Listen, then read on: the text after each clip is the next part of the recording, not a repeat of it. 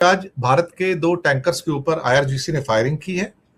इसको लेके काफी हल्ला गुल्ला मचा हुआ है, लेकिन वार्निंग सबके लिए थी कि निकलने की कोशिश मत करो, जो निकलेगा उसके ऊपर फायर किया जाएगा। अच्छा हुआ कि लाइट फायरिंग थी तो किसी की मौत नहीं हुई है, लेकिन इंडिया ने ईरान के एनवॉय को बुला के, यानी कि एम्बेसडर को बुला के उसको अपना प्रोटेस्ट दायर किया है। पर अब लग रहा है कि हालात काबू से बाहर हो चुके हैं और मुझे लग रहा है कि ये 22 तारीख जो डेडलाइन दिया ट्रंप ने कि अगर आपने डील नहीं की तो आपके ऊपर अटैक होगा, डील तो नहीं होगी साहब। डील तो होनी बड़ी मुश्किल है।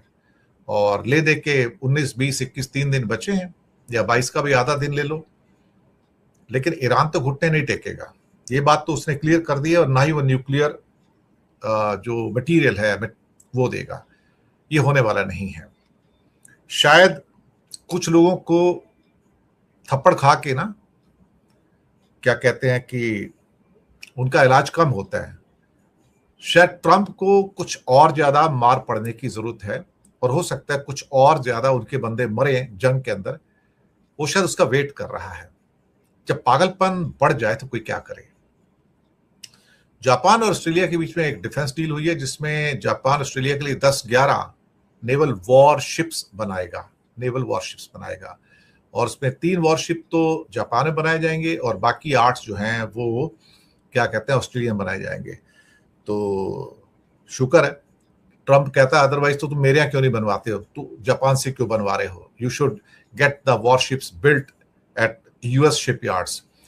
देखिए साहब, आदमी को लालच आता है तो कुछ भी हो सकता है, ये ऐसे बोल सकता है।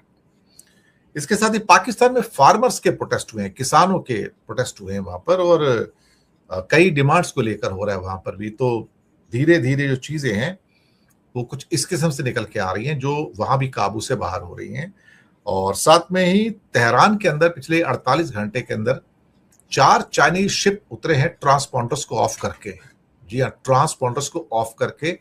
और ये भी छुपाने का तरीका है, सबका पैटर्न एक ही है लैंडिंग का, और क्या सामान आया नहीं पता बिल्कुल भी। लेकिन रशिया और चाइना किसी भी हालत में ये एफर्ट नहीं कर सकते कि ईरान ये जंग हार जाए, क्योंकि फिर ये ईरान जंग नहीं हारेगा, ये चाइना और रशिया जंग हारेंगे।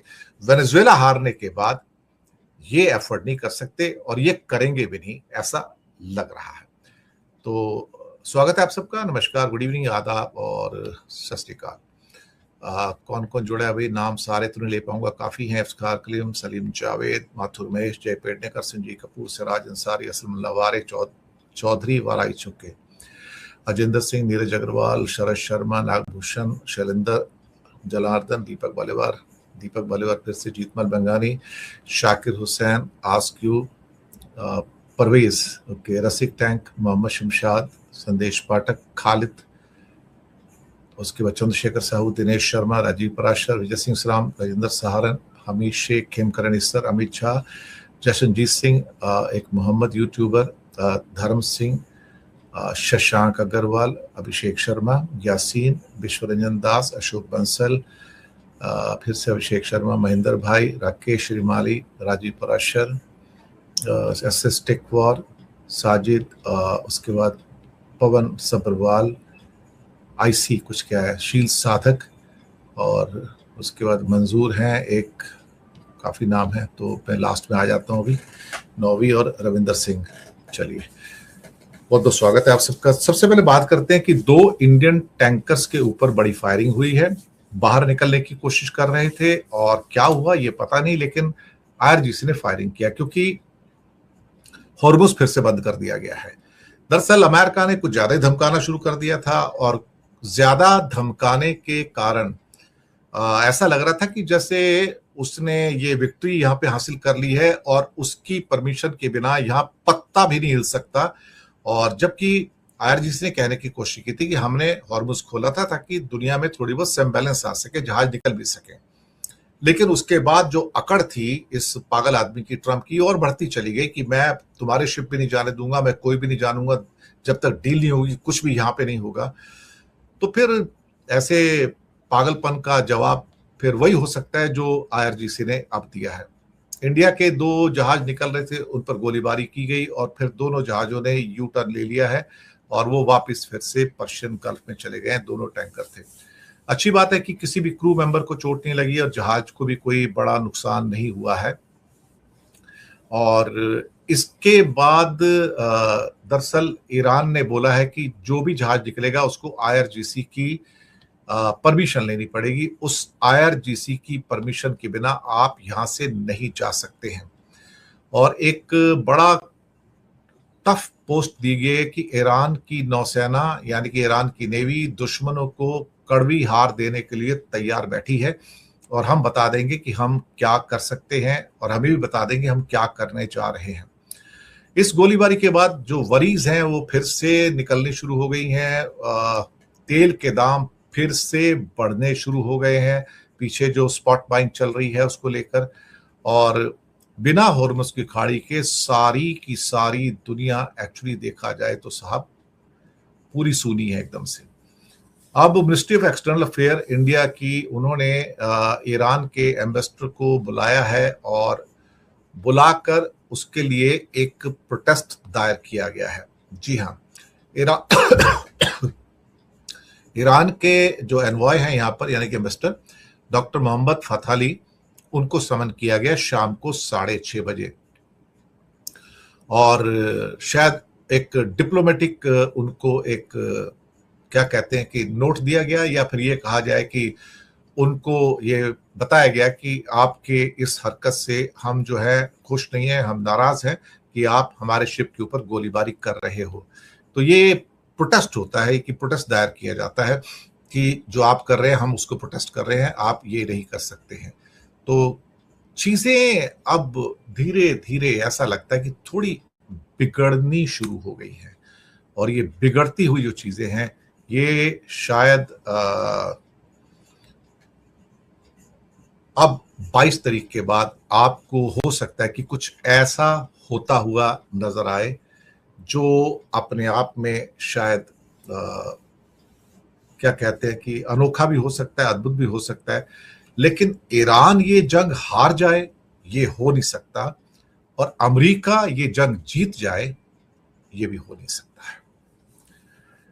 अब इसके बाद जापान और ऑस्ट्रेलिया के बीच में एक बड़ी डिफेंस डील हुई है और ये डिफेंस डील जो है 11 वॉरशिप्स की है।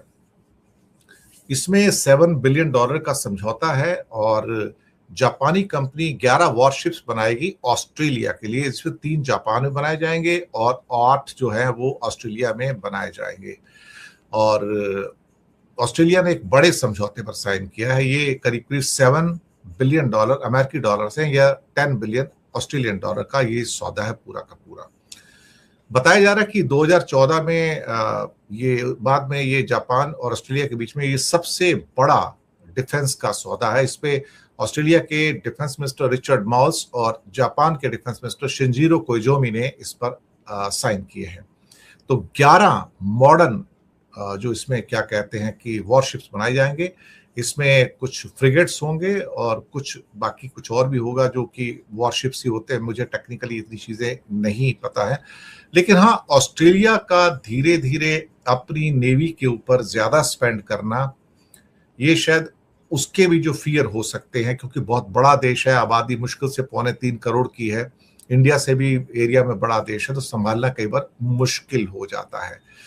तो देखते हैं क्या होता है, लेकिन अच्छा डील है। लेकिन हो सकता है ट्रंप चाचा जो है इससे नाराज हो जाएंगे, मुझे डील क्यों नहीं मिली, जापान को कैसे डील मिल गई, मुझे मिलनी चाहिए थी। क्योंकि सबसे दुनिया का सबसे बड़ा ठेकेदार है ना, वो ठेकेदार तो साहब अब ट्रंप चाचा बन के बैठे हुए। उन्हें हर चीज चाहिए, दूसरे अपनी रोटी चाहिए, दूसरे की थाली के लड्डू और रोटी भी उसको चाहिए।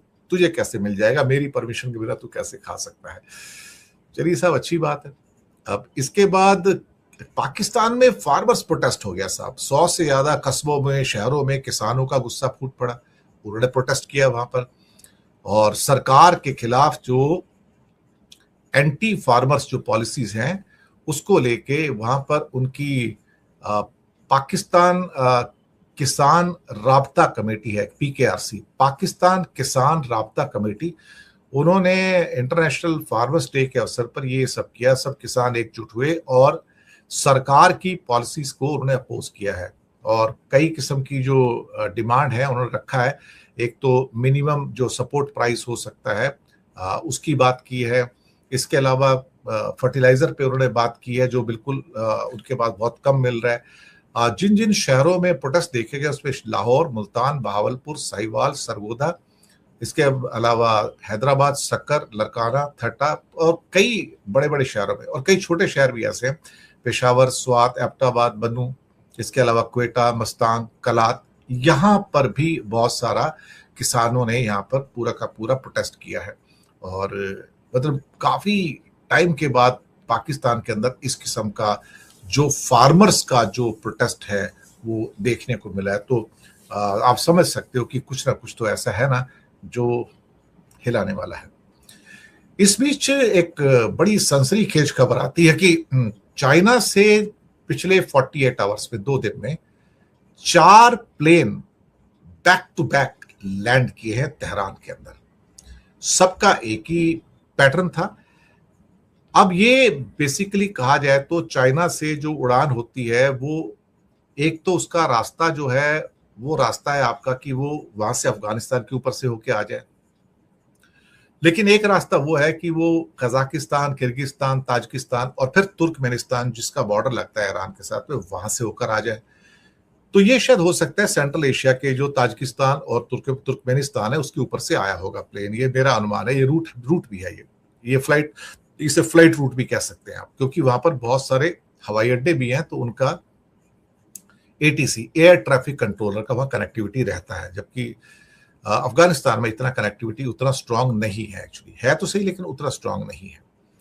दूसरी बात, इन चारों ने क्या किया प्लेन्स ने कि जब वो यहां से गुजर रहे थे, हो सकता है जब वो ताजिकिस्तान में थे या तुर्कमेनिस्तान में थे, और थोड़ी देर में जब वो तेहरान में एंटर करने वाले थे यानी कि ईरान में, उन्होंने अपने ट्रांसपॉन्डर ऑफ कर दिए। ट्रांसपॉन्डर ऑफ करते ही वो रडार की स्क्रीन से गायब हो गए। अब ये नहीं पता लगा कि भाई ये प्लेन आए तो थे चाइना से और उसके बाद ये निकल के गए कहाँ हैं। लेकिन इंफॉर्मेशन तो ये कह रही है कि ये देखा जाए तो तेहरान के अंदर लैंड किए, लेकिन उसके अंदर क्या सामान है इस बात का तो भाई अभी किसी को पता नहीं है। इस बात का किसी को पता नहीं कि उसके अंदर क्या सामान हो सकता है। लेकिन हो सकता है कुछ डिफेंस की चीजें हो सकता है कि कुछ और चीजें भी हो सकती हैं इसमें। ये अभी कहना जो है बड़ा मुश्किल है मुझे लगता है। और कहीं ना कहीं चाइना की जो मदद है जिसको लेके अमेरिका बड़े इल्जाम लगा रहा है कि वो उसको काफी मदद कर रहा है, ये चीज दे रहा है, वो चीज दे रहा है, लेकिन दे तो रहा है, लेकिन अमेरिका कर क्या लेगा उसके बाद? अमेरिका उसमें कर क्या लेगा? कुछ नहीं कर सकता। इस बीच में ईरान जंग की वजह से ब्रिटेन के अंदर बड़ी टेंशन हो रही है लोगों को। वहां पे एक सुफियान ग्रुप की रिपोर्ट में आया है कि जहां पर बताया गया कि कोई वो ड्रोन, आगजनी और प्रॉक्सी हमले हो सकते हैं ब्रिटेन के अंदर। तो ब्रिटेन और यूरोप के अंदर कोई टेररिस्ट एक्टिविटीज हो सकती हैं, कोई टेररिस्ट अटैक हो सकते हैं, और वहां भी शायद कुछ छोटे मोटे जो प्रॉक्सी ग्रुप्स हैं, अब पता नहीं किस किस के द्वारा सपोर्टेड है तो पता नहीं, लेकिन अगर ऐसा हुआ तो फिर वो एंटी इजराइल और एंटी अमेरिका को लेके यूरोप के अंदर जो जो कंट्री इस समय अमेरिका के साथ खड़े हैं या इजराइल के साथ खड़े हैं, हो सकता है कि उनको खामियाजा भुगतना पड़े। अभी लंदन में हमने देखा था थोड़े दिन पहले कि हमने रिपोर्ट भी किया था कि नॉर्थ लंदन के अंदर ज्यूज की एक चैरिटी थी, उनकी 4 एम्बुलेंस गाड़ियों में आग लगा दी थी, उसको फूंक दिया गया था। ये आपने देखा। ये एंटी कैन से सेमिटिज्म जो होता है ना, ज्यूज का विरोधी जो होता है, तो वो था। और यहां पर फिर बाद में पता लगा कि ये ज्यूज के ऊपर हमले हो रहे हैं, ये हेट अटैक्स हैं। ये सारे के सारे जो हैं वो हेट अटैक्स हैं पूरे के पूरे।